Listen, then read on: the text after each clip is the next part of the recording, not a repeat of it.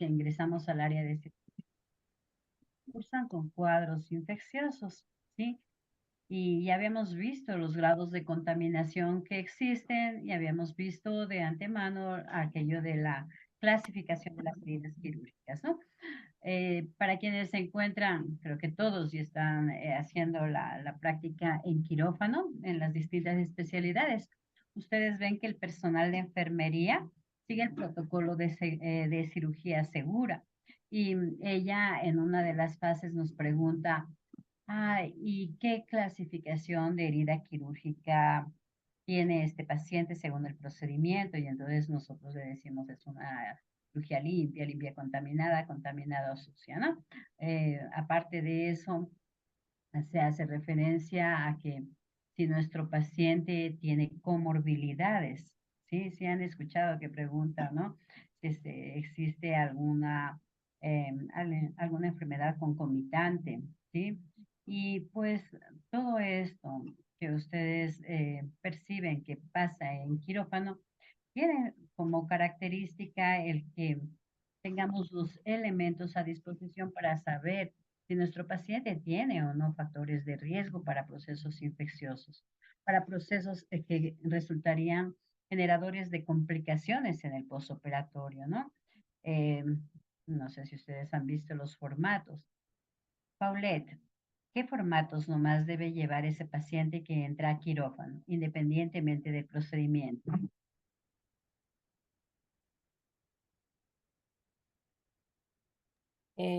Sí, Doc, ¿qué formatos debe llevar el paciente?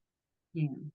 Antes de entrar al procedimiento, el personal de enfermería está revisando. Entonces dice, no, doctora, no han firmado esto y no sé si tú has prestado atención. Ah, Vamos bien. consentimientos informados, El sentimiento informado es uno de los más importantes, ¿es cierto? los ¿Qué más? protocolos de cirugía, eh, esos, Doc. O sea, sobre el procedimiento de que se va a realizar. Ya, en esta parte de consentimiento informado especificamos, ¿no es cierto?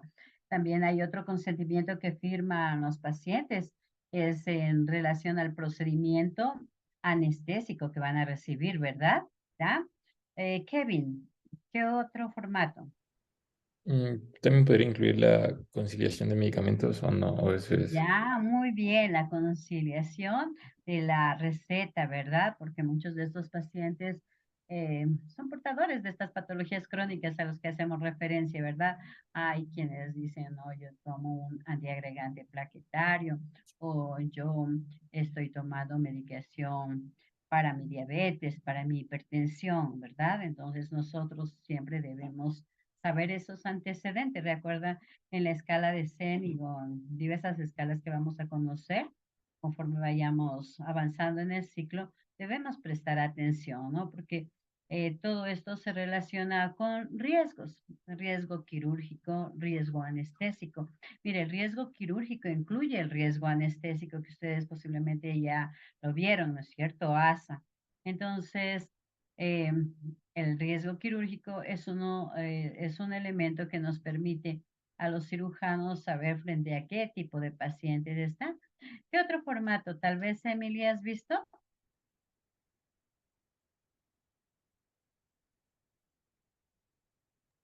La verdad, protocolos, toda la historia clínica, la verdad es que me puedo preguntar la parte de Milena.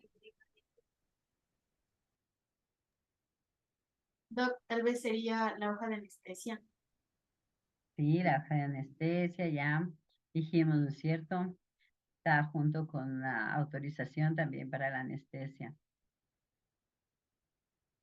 La conciliación de medicamentos, ya.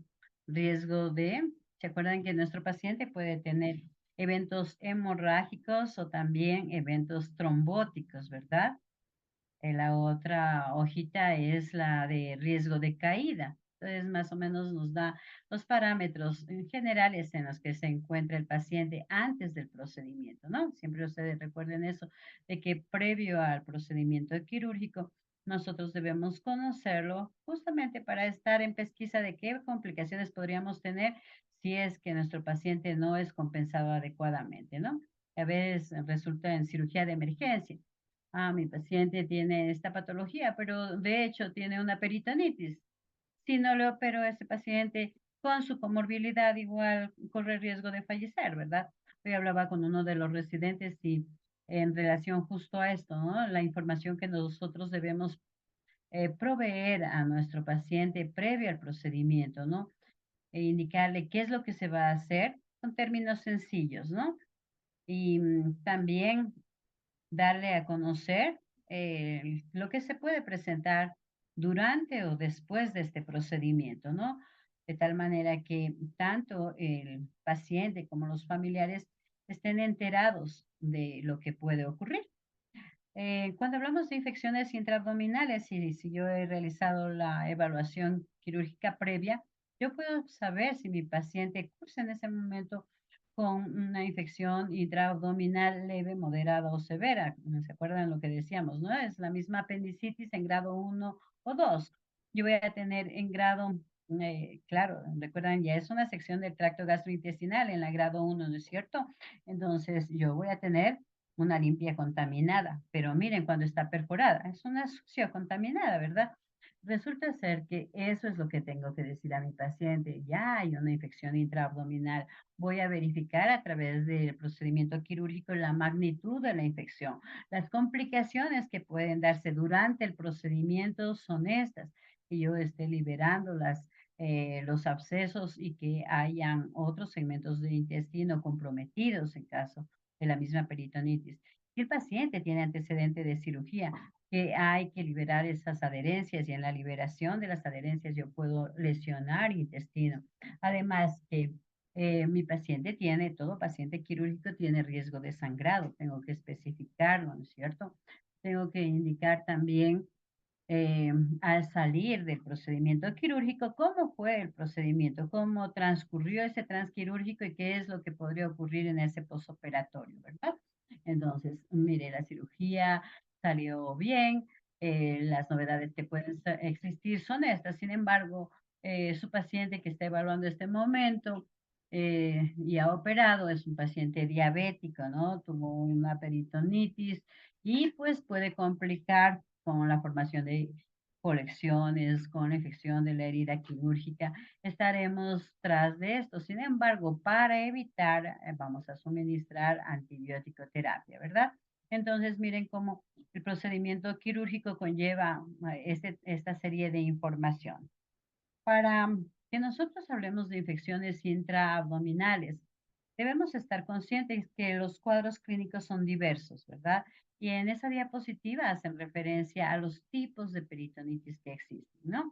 Hay pacientes inmunodeprimidos que tienen bacterias en su cavidad abdominal y que muchas de las condiciones clínicas conllevan más vale uso de medicación antibiótico terapia, más no requieren procedimiento quirúrgico. Entonces va a haber pacientes que evidencian un cuadro clínico de un abdomen agudo. Sin embargo, no todo abdomen agudo es de naturaleza quirúrgica. Hay pacientes que van a ser referidos o los debemos tratar clínicamente, ¿verdad? Puede continuar. Eh, Buenas tardes, buenas tardes, compañeros. No sé si me escuchan tal vez. Sí, sí, se te escucha, Jesús. Antes que nada, mencionarles que la mayor parte de la presentación está basada en nuestro libro de Schwartz y ciertas pequeñas cositas son basadas en las últimas actualizaciones de, por ejemplo, cuando hablemos de sepsis, de la campaña de supervivencia de la sepsis 2021 y en el caso de, por ejemplo, del manejo de peritonitis de la Asociación Americana. Entonces cuando hablamos o sea, toda la contaminación bacteriana de la cavidad peritoneal se denomina peritonitis o infección intraabdominal y se clasifica de acuerdo con su causa. La peritonitis bacteriana primaria, que actualmente también se la reporta como peritonitis espontánea, ocurre cuando microbios invaden los confines habitualmente estériles de la cavidad peritoneal por diseminación hematógena de una fuente distante de infección o inoculación directa.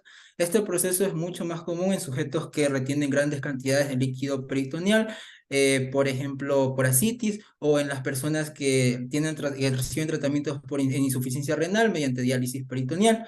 En sí, estas infecciones por lo general son monobacterianas y pocas veces requieren una intervención quirúrgica. En el libro nos mencionaban que, por ejemplo, en el caso de los pacientes que no presentan estos factores de riesgo que ya les mencioné, tenían como que más reportes de E. coli y Klebsiella pneumoniae, pero en las últimas actualizaciones mencionan que estos agentes también están presentes en todos los casos, ¿no?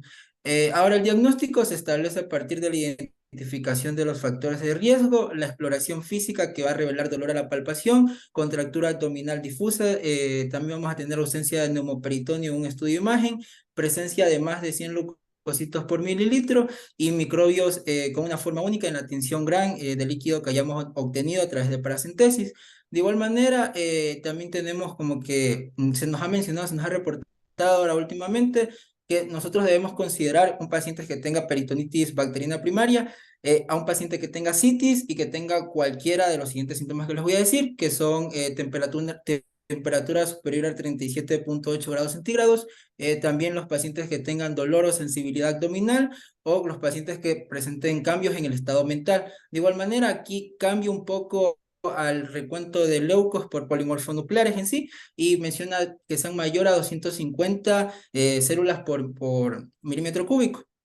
Ahora, en pacientes, por ejemplo, mencionaba aquí que el tratamiento era un ciclo de 14 a 21 días, pero ya no se recomienda esto. Ahora los ciclos de tratamiento en un paciente que no presenta un aislado de un germen que sea muy resistente o en un paciente que tenga una clínica un poco más sugestiva, el tratamiento se recomienda de 5 días y se reserva, por ejemplo, los ciclos largos para los pacientes, por ejemplo, que están infectados con pseudomonas o con enterobacteriosis o con otro organismo resistente a las terapias que nosotros utilicemos habitualmente. De igual manera, otro dato importante en este tipo de peritonitis es que aquí se debe considerar que un factor de riesgo importante es la presencia de que se desarrolle insuficiencia renal, que esto es alrededor de un 30 al 40% de los pacientes. Entonces aquí mencionaban que, por ejemplo, para evitar esto, se consideraba en ciertos pacientes el uso de infusión de albúmina al 25% por vía intravenosa. Ahora, en el caso ya de la peritonitis secundaria, esta peritonitis... Espérate un ¿Vale, doc? ratito, Jesús. Entonces, nos acaba de enunciar Jesús en relación a cuáles son las principales etiologías de la peritonitis, cuál es la principal vía de infección, ¿no? Que es la hematógena. Y uno de los ejemplos que acaba de poner este momento, el paciente con insuficiencia renal, el paciente con falla hepática, el paciente que tiene cirrosis, ¿no es cierto? Son esos pacientes bajos de defensa. Ellos son los susceptibles a infecciones. Los pacientes con patología, antes veíamos, póngase, pacientes con peritonitis granulomatosa, ¿sí? Que no necesariamente requieren ese tratamiento quirúrgico. Entonces, en esos pacientes está indicado el tratamiento clínico previa a la identificación del germen, ¿verdad? Esa es la principal característica de esta condición. Lo importante es que hagamos ese diagnóstico, el diagnóstico previo a un buen diagnóstico diferencial, ¿verdad? Y esto, ¿por qué te interrumpí? Porque justo hoy al pase de visita, uno de los médicos que salía de turno estaba desilusionado, digo yo, ¿no? Porque realmente él evaluó una paciente que tenía, entre comillas, un abdomen en tabla. Eso sugería incluso lo que algún rato comentamos de perforación de víscera hueca, ¿no? Que había un peritonismo súper marcado y que, claro, él estaba muy consciente de que esta paciente tenía varias comorbilidades aparte de su edad, una persona de la tercera edad, más insuficiencia renal crónica, ¿sí? Entonces, ¿qué pasa? Le solicitan valoración y frente a esa condición, él decide realizar el procedimiento, ¿sí? Evidentemente, ocurre, ¿no? Que él hizo lo que estaba indicado, sometió a su paciente al procedimiento e incluso respaldándose de los exámenes complementarios, ¿no? que decía que existía líquido libre y claro, si estás viendo a un paciente con un abdomen tenso, signos eh, de SIRS, pues la peritonitis es la principal causa, ¿no? Entra y le opera y en realidad la escasa cantidad de líquido libre no era lo que reportaba el estudio de imagen. Además, la secreción era solo de líquido inflamatorio, más parecido a líquido acítico. La condición era justo la que acaba de decir Jesús, el paciente con insuficiencia renal crónica, paciente en malas condiciones generales, en donde incluso el operar conlleva a la muerte. Y ese fue el deceso. Entonces, mira, que a veces tenemos todos los recursos, hemos realizado el mejor de los algoritmos diagnósticos, sin embargo, en cuadros clínicos suele ser difícil de discernir, ¿no? Y las condiciones que les estoy presentando con este paciente hicieron que sea llevada a quirófano, ¿sí? Y pues ocurra la situación que acabamos de decir, ¿no? Tener presente que sí, es parte de estos diagnósticos diferenciales los que tenemos que establecer antes de llegar a este cuadro de definir como diagnóstico una peritonitis primaria, ¿verdad? Puede continuar, Jesús. Ya, doctor. Bueno, de ahí tenemos la peritonitis secundaria, que es la que en su mayoría todos conocemos, ¿no? O sea, que hemos llegado a ir. Ahora, la peritonitis bacteriana secundaria es consecutiva a una contaminación de la cavidad peritoneal por perforación o inflamación e infecciones, por ejemplo, graves de un órgano intraabdominal. Los ejemplos así que, el clásico que conocemos, ¿no? El de la apendicitis que se llega a complicar, o por ejemplo tenemos casos donde hay perforación de cualquier porción del tubo digestivo, o por ejemplo en los casos de diverticulitis. Aquí el tratamiento efectivo o sea, es controlar el origen para resecar o reparar el órgano afectado. De igual manera mencionaba el desbridamiento de tejido necrótico infectado o los restos que pueden dejar, y la administración de antibióticos dirigidos contra aerobios y anaerobios. O sea, aquí el tratamiento tiene que ser amplio porque, por ejemplo, cuando se llegan a perforar órganos como por ejemplo el colon o los intestinos, aquí van a haber ocupación de organismos presentes normalmente en este ambiente, como por ejemplo más organismos anaerobios. Ahora, este régimen debe elegirse porque en la mayoría de los pacientes de igual manera no es posible y establecer como que el diagnóstico preciso hasta que se establezca, por ejemplo, ya la práctica de la laparotomía exploratoria, y el uso ya de los antibióticos es súper importante porque cuando ya se utilizan, a la bibliografía reporta que la tasa como que de supervivencia es de alrededor del 70 a 90%. Ahora, en el caso ya de los pacientes que fracasa el tratamiento, que se desarrollan abscesos intraabdominales o, por ejemplo, que tienen fugas de anastomosis gastrointestinales, aquí presenta una situación que se llama peritonitis persistente o que también se ha descrito como peritonitis terciaria. Ahora, este tipo de peritonitis es más frecuente en las personas como que están inmunodeprimidas o en las personas que tienen, por ejemplo, defensas más bajas, ¿no? Entonces, aquí estos pacientes por lo general son los que no responden a un tratamiento de una peritonitis. ¿Sí me puede permitir poner el cargador? Perdón, sí, ahorita me salió la notificación. Ahora, estos pacientes por lo general son los que no responden al tratamiento en los que son las peritonitis secundarias iniciales. Ahora, aquí se pueden identificar organismos como por ejemplo el Staphylococcus epidermidis, tenemos ya el Enterococcus fecalis, y aquí como estos pacientes son inmunodeprimidos, ya tenemos presencias de las pseudomonas, y como ya conocemos, estos pacientes pueden tener más invasión de hongos, como por ejemplo la Candida albicans. Entonces, aquí el tratamiento se debe también seleccionar en base a lo que se está, al organismo patógeno como tal. Entonces, por lo general, también se intenta dar una terapia como que un poquito más amplia para poder cubrir todos estos organismos. Ahora, de igual manera, antes, por ejemplo, los accesos intraabdominales eran un poco difícil o más largo diagnosticarlos, por lo que tocaba realizar una laparotomía, pero actualmente se pueden diagnosticar, por ejemplo, con el uso ya de tomografías computarizadas, y ya cuando se los identifica, estos accesos se pueden drenar por vía percutánea. La peritonitis terciaria, entonces, resulta ser, en la mayor parte de casos, aquella condición que genera colecciones intraabdominales, ¿no? Entonces, el antecedente es que mi paciente tuvo una peritonitis secundaria, que aparentemente fue tratada como debía hacerse, ¿no? En el mismo caso que pones ahí, que ejemplificas, paciente que tuvo esa apéndice perforada, ¿sí? Que desarrolló una peritonitis, el cirujano controló el foco infeccioso, entre comillas, porque realizó la apendicectomía y lavó toda la cavidad abdominal, ¿sí?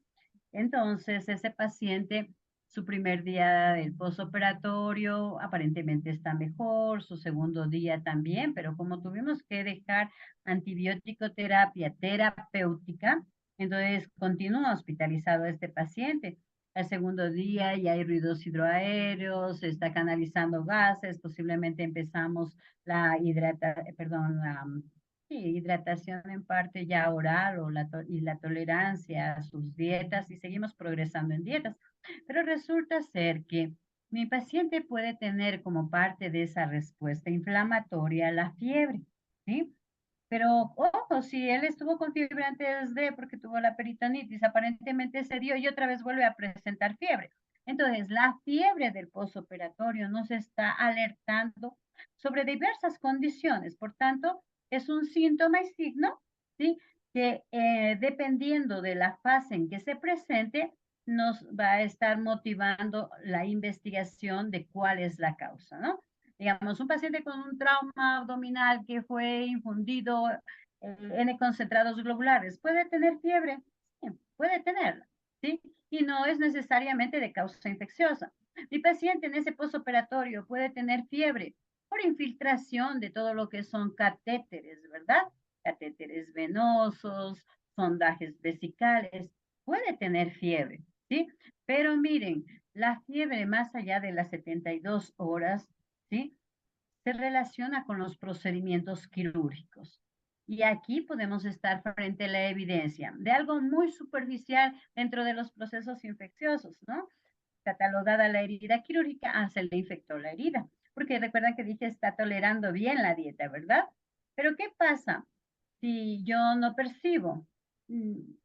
Estoy investigando, pero no he tenido ni siquiera el tiempo de ver la característica de la herida. Entonces, ¿cuál es la conducta? El paciente operado, al siguiente día de la operación, destapamos la herida quirúrgica, porque la visualización de eritema, calor, dolor, rubor, ya nos está indicando de que esa herida está infectada, ¿verdad? Más allá de eso, vamos sobre las 72 horas que les indicaba. Mi paciente empieza a hacer fiebre, pero si está con antibióticos, algo está pasando, ¿no es cierto? Los problemas pulmonares. Y mira, una de las causas de esa fiebre postoperatoria es la atelectasia, que no es un proceso infeccioso, ¿no? Que más la causa es mecánica, porque los bronquiolos se obstruyen con secreción y taponan y dificultan la expansión alveolar. Entonces, no es infecciosa. Causas pulmonares. Infección de vías urinarias podemos también tener como causa. Entonces, en tanto mi paciente comienza a presentar fiebre en el postoperatorio, yo tengo que pedir otra vez batería de exámenes, ¿no? Que cómo está el hemo, la radiografía de tórax, veamos cómo están los sitios de cateterización y empezamos a decir si esta es del origen. Pero como les dije, no, aparentemente ese paciente debía ya estar comiendo. ¿Y qué pasa? Tercero, cuarto, quinto día, el paciente empieza otra vez con inapetencia, la fiebre, el vómito, empieza a distender el abdomen, la sensibilidad abdominal se ve modificándose, ¿no? Haya dolor. Y entonces nosotros lo que debemos es tratar de diagnosticar esta complicación de esa peritonitis secundaria, que es la terciaria, ¿sí? Las colecciones intraabdominales.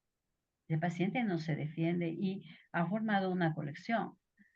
La mejor forma de diagnosticar colecciones intraabdominales es el estudio tomográfico, sobre todo si este es un estudio tomográfico contrastado. Cuando lo solicito, debo estar muy consciente de que en medio de contraste es neurotóxico, ¿verdad? Debo saber cómo está esa función renal, ¿sí? Y entonces yo le someto a mi paciente al estudio tomográfico simple y contrastado de abdomen, justo para definir colecciones intraabdominales. Cuando se ha identificado el sitio de la colección, el médico puede optar por un drenaje de esa colección por vía menos invasiva, que justo también es el drenaje tomográfico, ¿sí? De esa colección, o el drenaje quirúrgico. ¿Cuál es la magnitud de la colección? ¿Cuál es la clínica que está dando? ¿Es en realidad secreción purulenta? Sí, la tomografía me va a ayudar con todo esto, ¿no? Es muy sensible y específica para decirme la localización, la característica de los fluidos, el volumen de ese fluido, ¿no? Tomamos el cultivo y antibiograma y luego nuevamente empezamos a rotar antibióticos, ¿no? Porque estamos frente a esa peritonitis terciaria que se ha evidenciado como colecciones. ¿Sí? ¿Estamos todos ahí? ¿Alguna pregunta? Sí, doc. Entonces, el postoperatorio exige que el cirujano esté pendiente de lo que ocurre en su paciente. ¿Sí? Nosotros podemos tener causas relacionadas o no con los procedimientos quirúrgicos. A veces no es la cirugía en sí la que genera la complicación. Puede tener complicaciones derivadas del procedimiento anestésico, ¿sí? Puede tener complicaciones derivadas de la misma medicación, ¿sí? Entonces, o de la misma prescripción, como les dije, ¿no? Hace un momento, ¿no? Las transfusiones, ¿sí? Entonces, yo tengo que tener presente que al menos en la parte quirúrgica, es el cirujano el cabeza de equipo. O sea, sobre nosotros va toda la responsabilidad. Por eso es que durante el pase de visita, nuestra atención es dirigida hacia el paciente y su bienestar, ¿no? Pacientes que evolucionan, yo les decía, favorablemente, es solo de verles. O sea, resulta ser que tú operaste y al siguiente día ya está arregladito y cuando me voy. ¿Crees que tengo que hacer algo? ¿No? Entonces, con ustedes hemos visto esas evoluciones. No, nada que ver, va a estar bien. ¿Sí? Entonces tú también te quedas tranquilo, pero cuando hay algo que te llama la atención, no, mejor es prudente prestar atención, ver las causas, por qué no está evolucionando bien, identificar y proceder, ¿no? Ya, ¿puede continuar? Ya, doc. Bueno, ahora tenemos las infecciones organoespecíficas. En el caso de las infecciones organoespecíficas, vamos a hablar del hígado y más del hígado y del páncreas. El vaso tiene, como son los accesos esplénicos son muy raros, tienen igualmente por lo general el mismo manejo que el del hígado. Ahora, los accesos biógenos causan alrededor del 80% de los casos y el otro 20% restante se divide entre la forma parasitaria y la forma micótica. En el caso ya de la forma parasitosa, también hay que vernos como que en el contexto donde estamos, porque por ejemplo los accesos hepáticos parasitarios más los vamos a ver en sitios donde son más endémicos, por ejemplo la fasciole hepática. Y en el caso ya de la micótica, de igual manera, de las zonas más endémicas, y este tipo de accesos micóticos son más presentes como que en los pacientes inmunodeprimidos. Ahora, ante los accesos hepáticos piógenos, o sea, antes se tenía, por ejemplo, como que el pensamiento de que se debía más a piliflebitis por apendicitis o diverticulitis que no fueron atendidas, pero hoy en día se considera que es por la manipulación de las vías biliares para el tratamiento de varias enfermedades. De igual manera, hay que considerar que en el 50% de los pacientes no se identifica el origen. Ahora, las bacterias aerobias más comunes identificadas en este tipo de accesos, tenemos de igual manera la E. coli y la Klebsiella pneumoniae, y también hay otros tipos de bacterias, como por ejemplo tenemos las pseudomonas en las personas inmunodeprimidas, y tenemos bacilos entéricos y enterococos, en el caso de que encontremos un resultado de tensión positivo, de gran positivo. Ahora, en tanto a las bacterias anaerobias que vamos a encontrar, por ejemplo, bacteroides, streptococos anaerobios y también especies de Fusobacterium. Y de igual manera vamos a encontrar en el caso ya de hongos, Candida albicans y otras levaduras similares a estas. Ahora, de igual manera, hay que considerar que en el caso de que hay accesos pequeños, que son alrededor de menos de 1 centímetro, deben tomarse muestras y se deben tratar con un curso de antibióticos de alrededor de 4 a 6 semanas. Y en el caso ya de los abscesos más grandes, sin excepción, se deben drenar por vía percutánea y de igual manera se debe considerar los parámetros de antibiótico-terapia y la eliminación del tubo de drenaje, del tubo de drenaje en el caso ya de los pacientes que le saben dejar, por ejemplo, después de las cirugías. Ahora, en el caso ya del páncreas, alrededor ya de alrededor del 10 al 15% de los pacientes que tienen pancreatitis grave pueden desarrollar, por ejemplo, infecciones secundarias. Ahora, aquí el tratamiento fue propuesto antes por Bradley y Allen, que aquí ellos mencionaban lo que era el debridamiento pancreático repetido de una necrosis pancreática infectada. Ahora, ya como que se maneja esto, pero se han incluido, por ejemplo, otros parámetros. Entonces, aquí se considera que se debe primero, por ejemplo, estadificar, se debe estadificar con tomografía computarizada helicoidal. Entonces, se estadifica y de igual manera ya se utiliza, por ejemplo, para calcular, por ejemplo, la magnitud de la expansión. Y también hay otros métodos que también se han reportado, por ejemplo, un poco de técnicas menos invasivas, que son, por ejemplo, crear accesos lumbares y también tenemos, por ejemplo, las laparotomías. Listo. Ahora, en el caso de las infecciones de la piel y tejidos blandos, bueno, aquí tenemos que hacer un poquito del vistazo, bueno, un poquito de borrarnos el cassette de dermatología, porque ya aquí o sea, literalmente nos menciona que ya no debemos considerarlo de cierta manera así, porque, por ejemplo, en el caso de las infecciones profundas, ya lo van a ver, ¿por qué?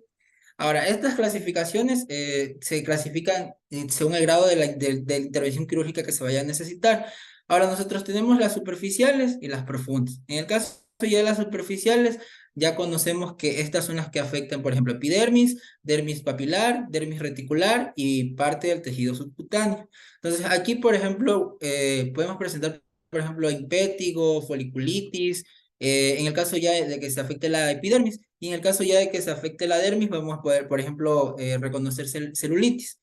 Ahora, de igual manera hay que considerar como que la microflora presente en el sitio. Entonces, por ejemplo, por lo general las infecciones superficiales se asocian más a Staphylococcus aureus y también se suelen asociar también a Staphylococcus epidermidis.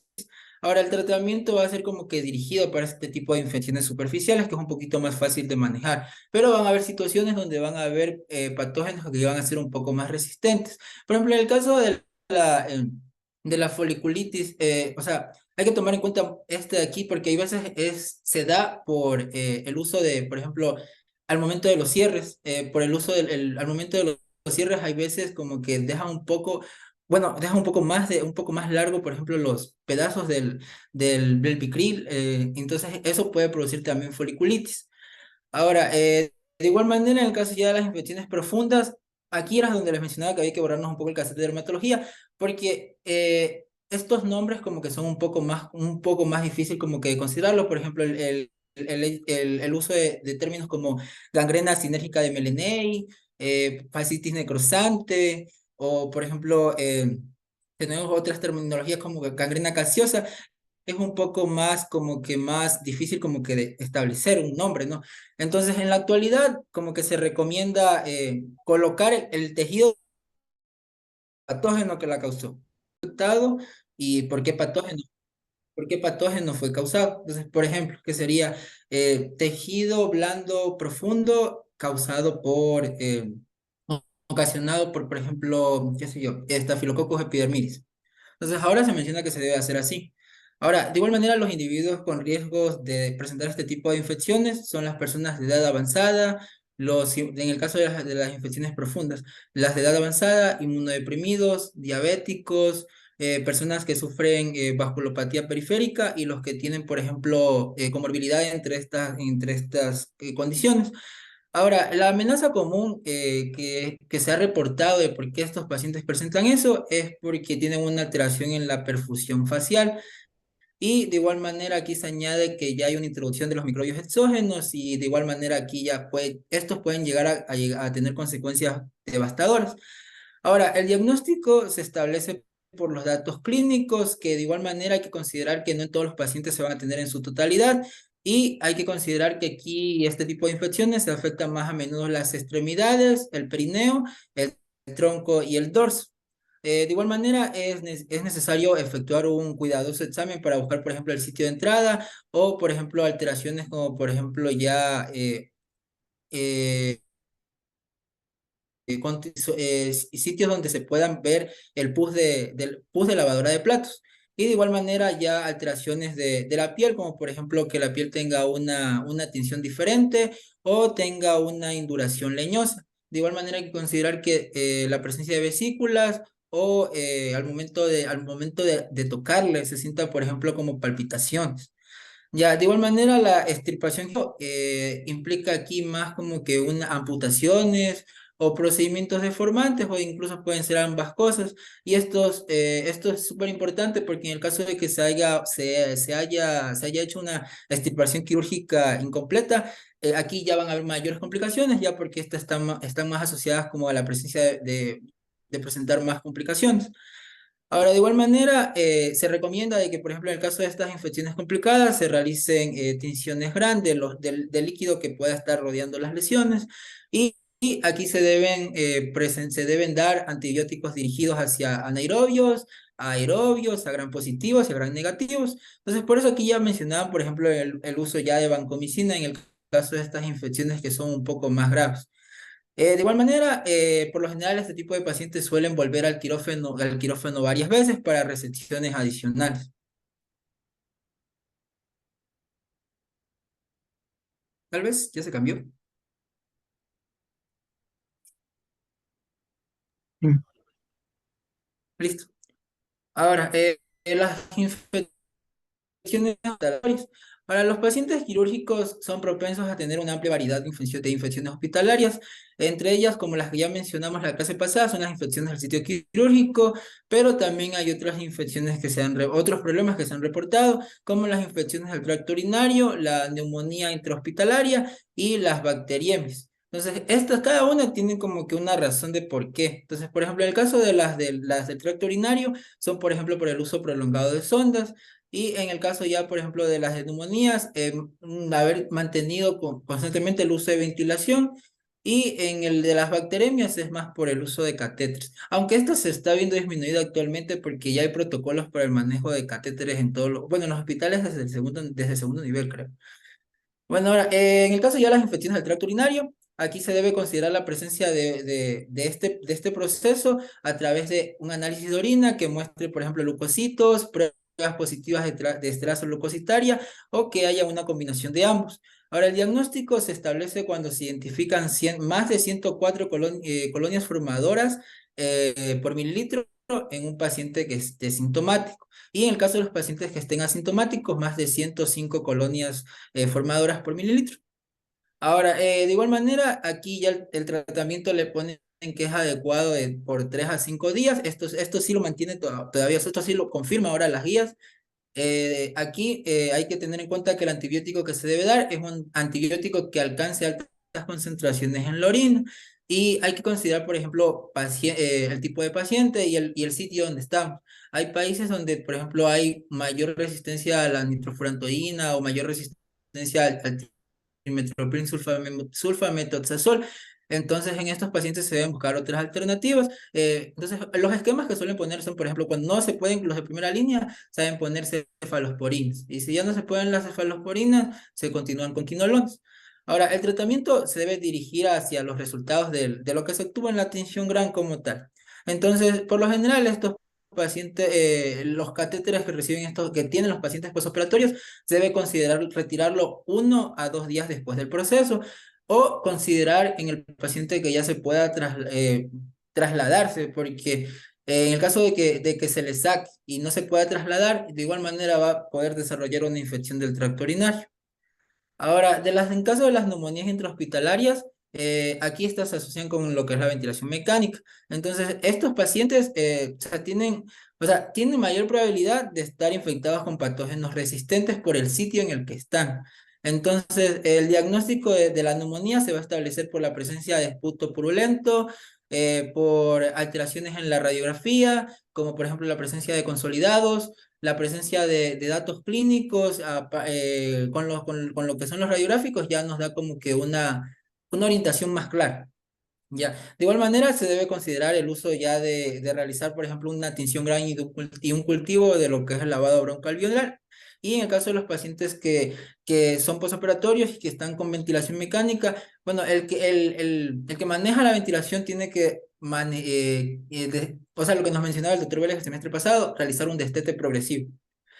Y ahí en el caso ya de las infecciones relacionadas con catéter, vamos a tener que estas infecciones son... O sea, son un problema como que muy común hoy en día y, o sea, se utilizan incluso para poder estudiar cómo es el manejo de calidad dentro de los hospitales.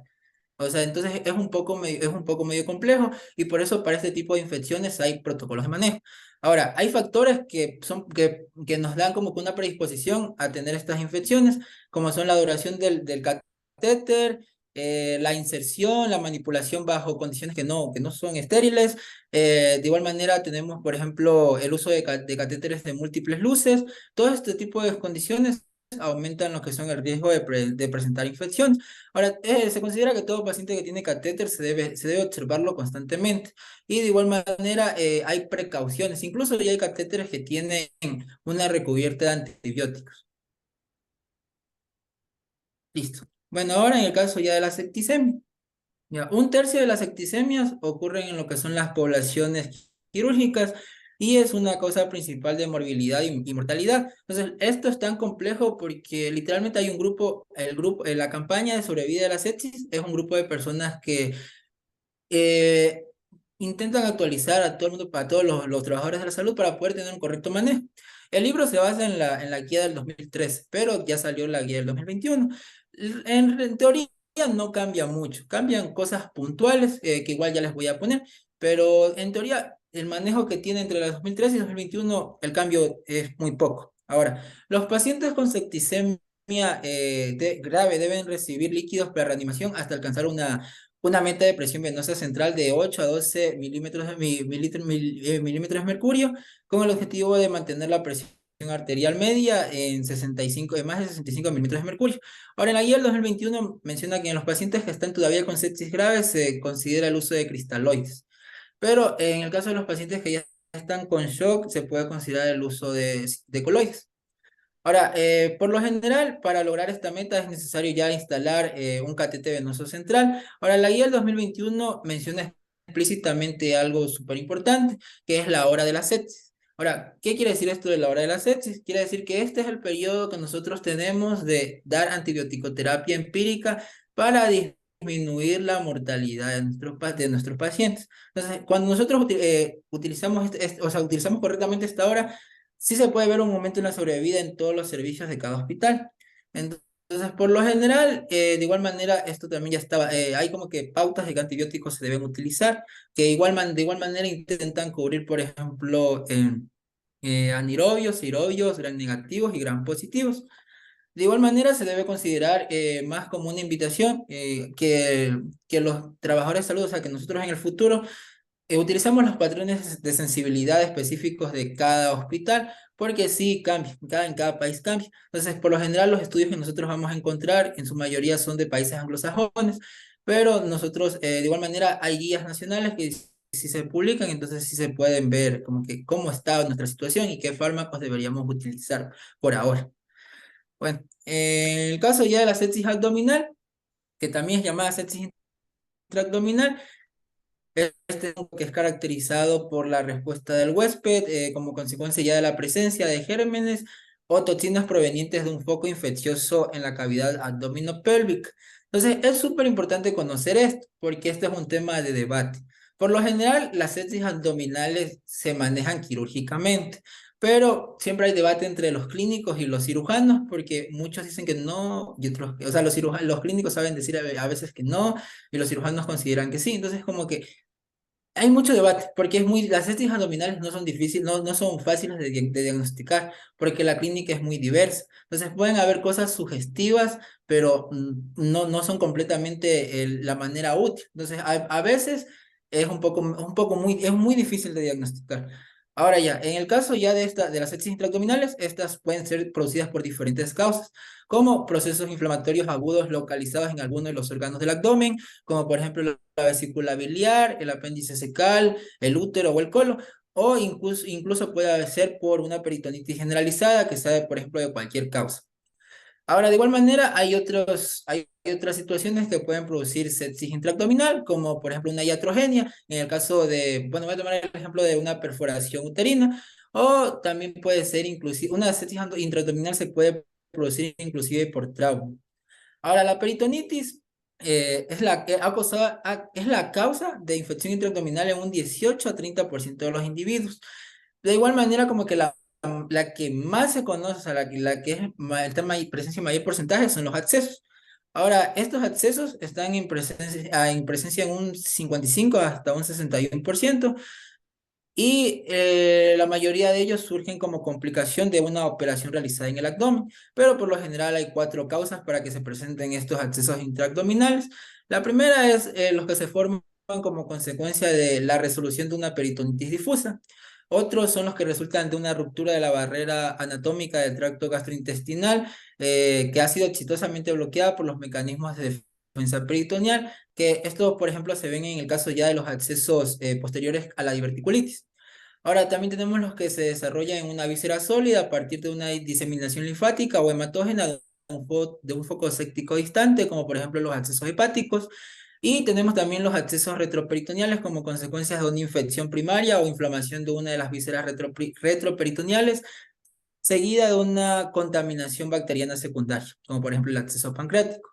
Entonces, cuando la sepsis intraabdominal se presenta en un paciente posoperatorio, las causas más frecuentemente encontradas en sí son los abscesos residuales, también tenemos las necrosis isquémicas y las dehiscencias anastomóticas. Ahora, el diagnóstico de esto, el diagnóstico de este tipo de sepsis, o sea, varía. O sea, puede variar desde una peritonitis aguda progresiva hasta, por ejemplo, la presencia de un absceso intraabdominal. Por eso yo les mencionaba al inicio que el diagnóstico era un poco complejo.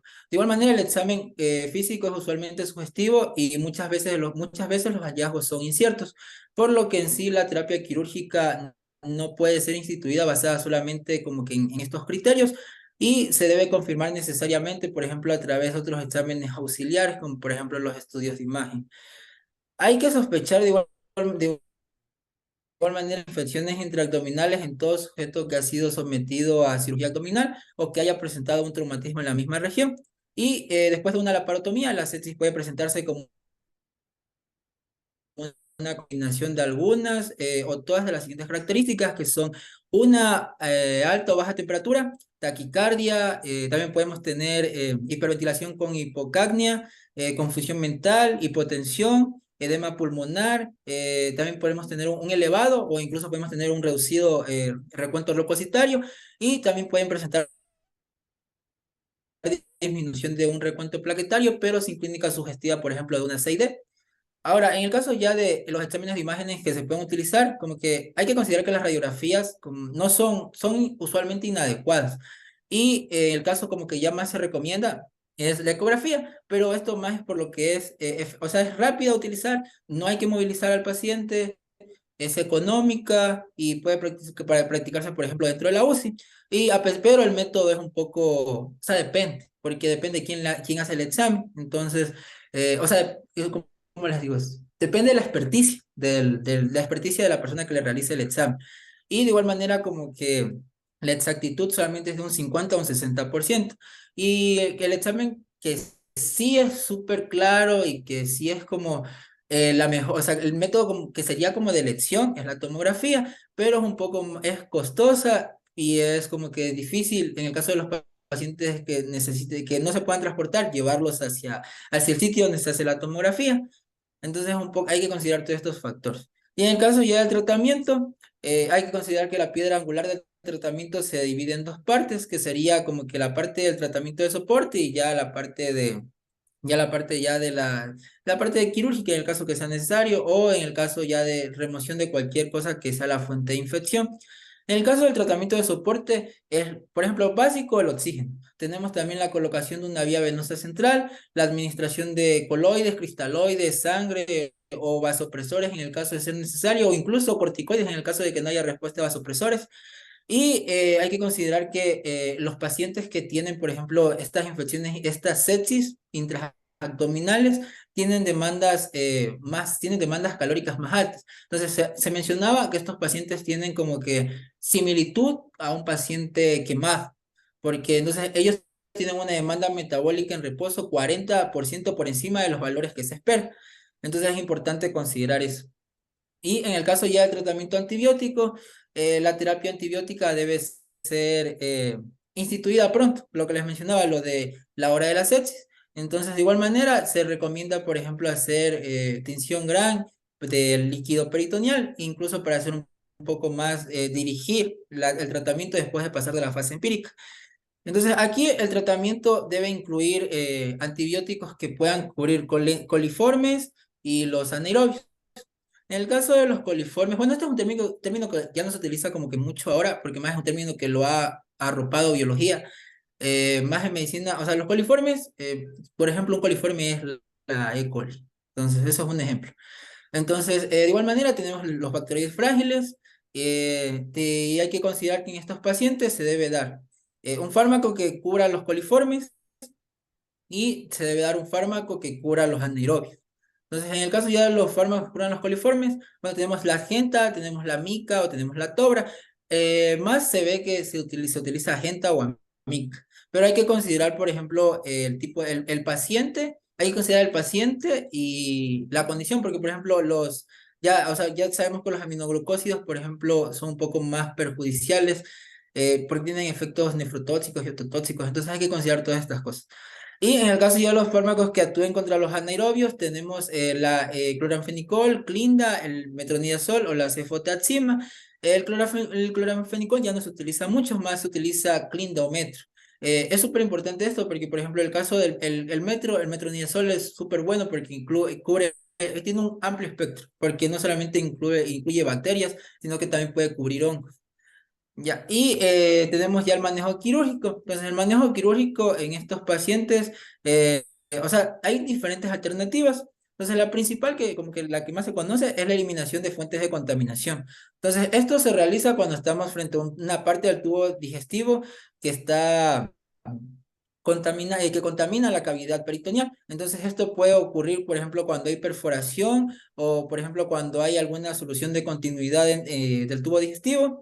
Y también, por ejemplo, tenemos otras condiciones como, por ejemplo, estar frente hacia una necrosis parcial o total de algún órgano y cuando un órgano está severamente infectado. Entonces, para estos pacientes que tienen estas condiciones, se debe considerar ostomías, suturas primarias, resecciones o necrosectomías. Y en el caso ya tenemos otra opción, que tenemos el drenaje de las colecciones. Bueno, es importante recordar lo que nos mencionó ahorita la doctora, que ¿qué son las colecciones? Son como tal accesos de pus que se localizan en cualquier recodo de la cavidad peritoneal, que puede ser, por ejemplo, en el hígado, en el páncreas, o incluso puede estar presente en los genitales femeninos. Hay estudios, o sea, por lo general saben presentarse en las pacientes puerperales. Ahora, para el drenaje de estas colecciones se menciona el uso del drenaje percutáneo, que se debe usarse mediante método diagnóstico por imágenes. Entonces, incluso aquí mencionaban que se pueden hacer drenajes a través del uso de ecografía cuando son, por ejemplo, más superficiales. Y cuando son más profundos, se pueden hacer drenajes a través de control tomográfico. Y tenemos también, o sea, de hibridación peritoneal radical, que, por ejemplo, este ya no se recomienda mucho realizar en lo que estaba revisando, pero o sea, el objetivo de realizar esto era para evitar la presencia de accesos residuales.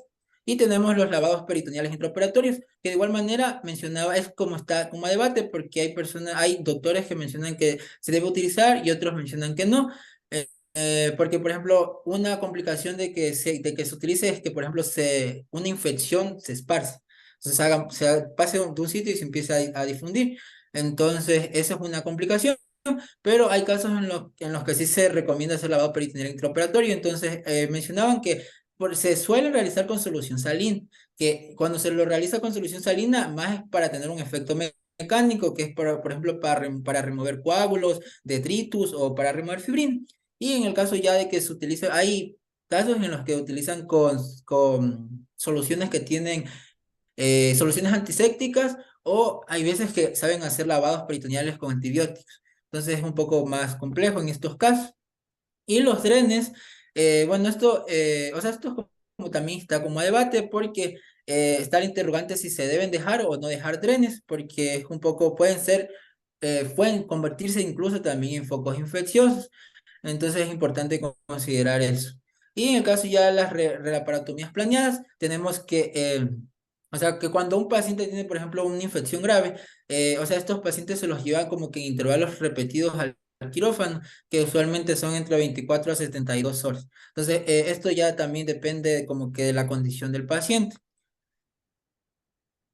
Ya, y bueno, algo importante es mencionar que hasta el 2013 se manejaba el pronóstico de estos pacientes a través del SOFA, pero, o sea, la escala completa del SOFA, que incluye el sistema nervioso central, renal a través de la creatinina y la diuresis, el hepático a través de las bilirrubinas, la coagulación a través del conteo de plaquetas, el respiratorio a través de la PAFI y el cardiovascular a través de la tensión arterial media. Pero esto es un poco demorado y como nosotros tenemos la hora de la sepsis, más se recomienda el uso del Quick-SOFA. Entonces, en el Quick-SOFA tenemos tres parámetros que son la presión arterial, creo que es la sistólica, sí, la presión arterial sistólica, también tenemos el estado de conciencia y tenemos también el uso, por ejemplo, tenemos el considerar si el paciente presenta taquipnea.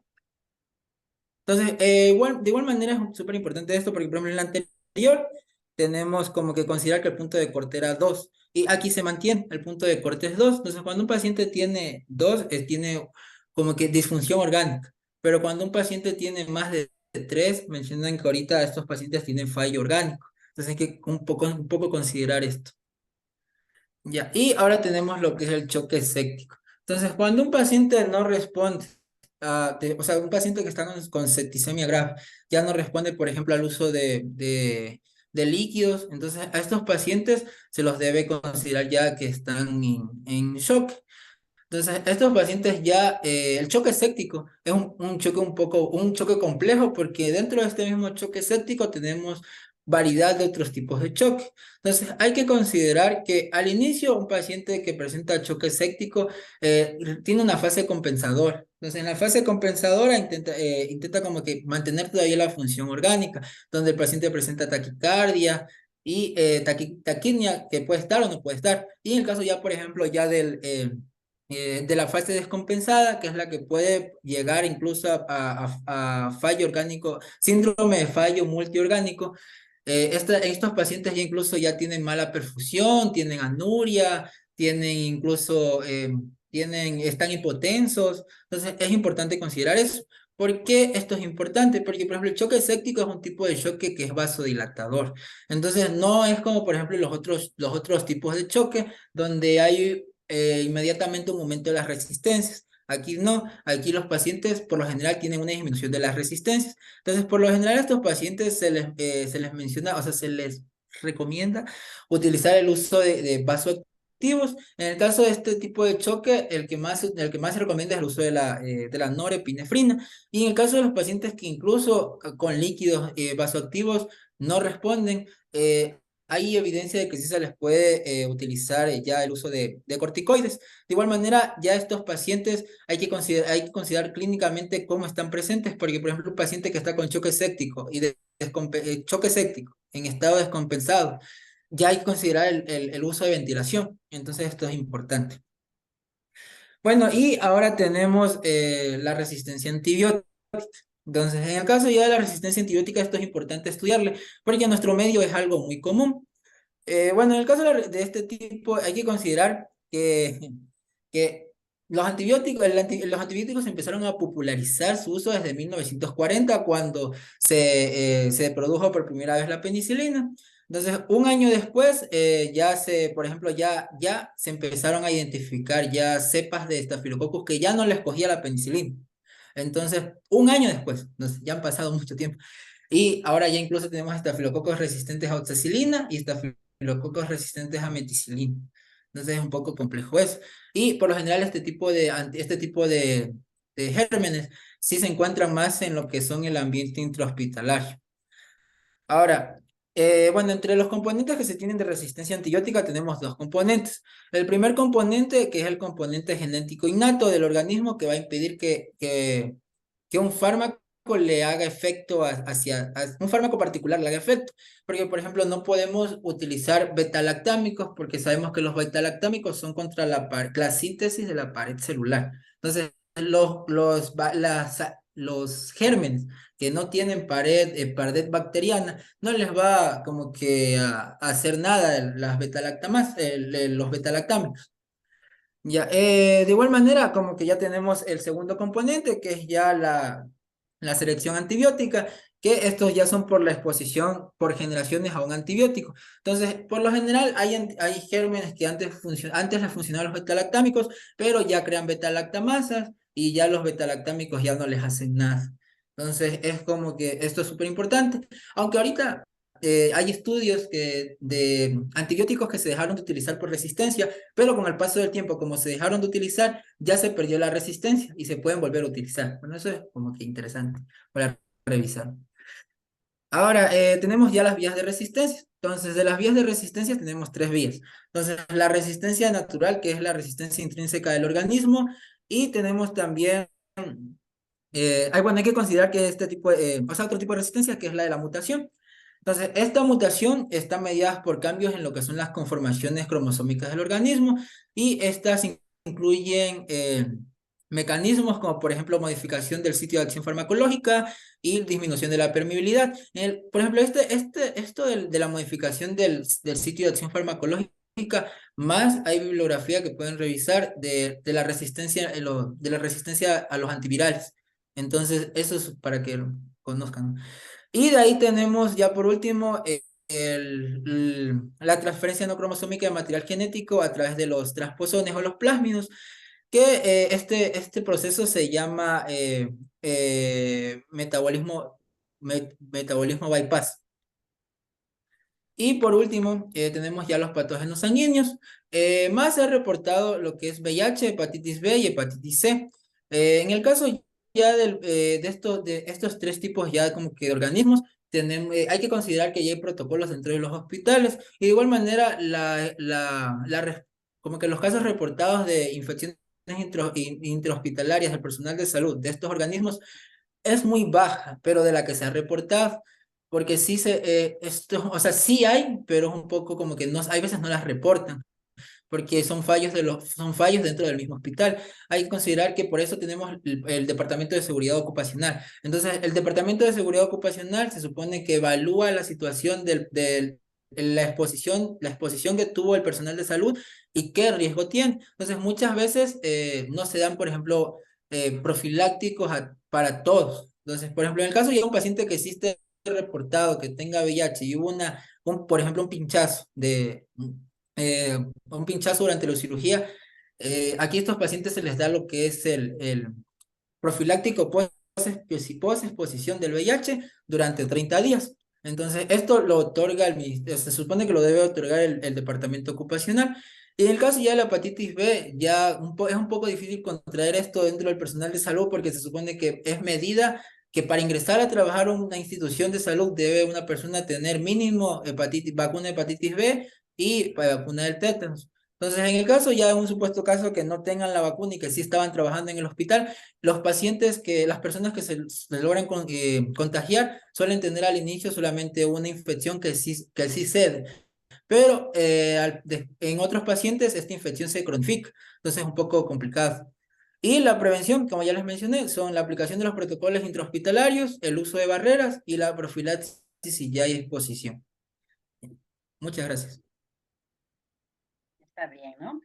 Entonces, miren, como hemos escuchado a través de Jesús este cuadro clínico de la condición de sepsis, las opciones que nosotros tenemos para diagnosticarla y también tratarla. En la parte de la fisiopatología, esperemos que cuando expongan los cuadros de peritonitis por las diversas entidades sean un poquito más explícitos en cuanto a la fisiopatología, todos los cambios que se producen a nivel sistémico, ¿no? Ustedes saben que la respuesta inflamatoria es distinta, ¿no? Y claro, esto nos alerta condiciones en que nuestro paciente puede progresar este cuadro severo, ¿no? Que aloja índices de mortalidad muy altas en nuestro medio. Creo que hasta aquí nos quedamos, ¿sí? No vamos a progresar más. Como les habíamos dicho, vamos a ser un poquito flexibles, ¿no? En el sentido de que si por alguna razón a ustedes les imponen una actividad, sencillamente por no perder ese día de actividad, hemos de recurrir a este elemento que es la virtualidad, ¿no? Solo les recuerdo que hoy tenían que entregar un trabajo, pero como esto lo vamos a realizar el día lunes, yo voy a tener trabajos excelentes, ¿verdad? Recuerden que para mí, si ustedes vieron en clase, es muy fácil distinguir el copy, ¿verdad? Copy page, no, nada que ver. Vamos a tratar de hacer trabajos individuales. En el hospital hay varios pacientes en condiciones clínicas especiales, ¿no? Los doctores que están en este momento en rotación conmigo, les recuerdo, tienen un trabajo de revisión del caso clínico del paciente de la cama 2, ¿sí? ¿Y por qué lo hago? Porque ustedes van a exponer sobre ese caso clínico, ¿sí? Como parte de ese trabajo de su rotación. Haremos paréntesis para que se haga también la presentación de estos casos clínicos que son los que se ven en el piso, ¿no? En nuestra área de cirugía. Como les dije, si bien debemos cumplir esta parte teórica, sí, que conlleva la adquisición del conocimiento, es necesario también aprovechar esos casos que los vemos a nivel de hospital y que constituye para nosotros en algunas ocasiones retos de disponibilidad de recursos, tanto diagnósticos como posibilidad de dar la mejor de las atenciones a nuestro paciente, reconocer también en ocasiones nuestras limitaciones dentro de la institución y superando justo estas limitaciones, ¿no? Una buena tarde con todos, ¿sí? Nos vemos entonces en la clase del día lunes. Luego, Doc. Gracias, Doc. Hasta Gracias. luego. Chao, nos vemos.